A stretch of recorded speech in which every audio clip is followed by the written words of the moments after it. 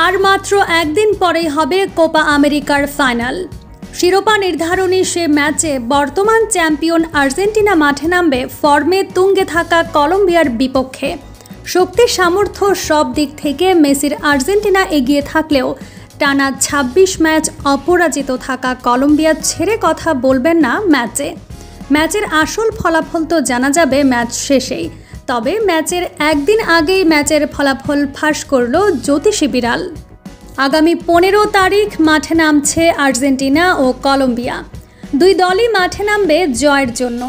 Copa আমেরিকাতে এখন পর্যন্ত ৪২টি ম্যাচে মুখোমুখি হয়েছে আর্জেন্টিনা এবং কলম্বিয়া। তার মধ্যে ২৫টি ম্যাচে জয়লাভ করেছে আর্জেন্টিনা এবং ৬টি ম্যাচ জয়লাভ করেছে কলম্বিয়া। বাকি ৮টি ম্যাচ হয়েছে ড্র। আর্জেন্টিনাতে যেমন মেসির মতো বিশ্বসেরা ফুটবলার আছে, তেমনি কলম্বিয়াতে আছে হামেস রদ্রিগেজের মতো তারকা ফুটবলার। তবে পরিসংখ্যান কিংবা শক্তির বিচার ভুলে গিয়ে দুই দলই হয়তো চাইবে শিরোপা নিজেদের করে নিতে। ম্যাচের আসল ফলাফল তো খেলা শেষে জানা যাবে। তবে ম্যাচের একদিন আগেই ম্যাচের ফলাফল জানিয়ে দিল জ্যোতিষী বিড়াল। বিড়ালটির সামনে আর্জেন্টিনা এবং কলম্বিয়ার পতাকা রাখলে কলম্বিয়ার পতাকা বেছে নেয় জ্যোতিষী বিড়াল।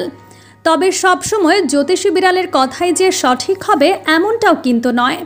প্রিয় দর্শক, আপনাদের কি মনে হয়, আর্জেন্টিনা কি সত্যিই হেরে যাবে কলম্বিয়ার কাছে, নাকি টানা দ্বিতীয় শিরোপা জিতবে আর্জেন্টিনা? কমেন্ট করে তা জানিয়ে দিন।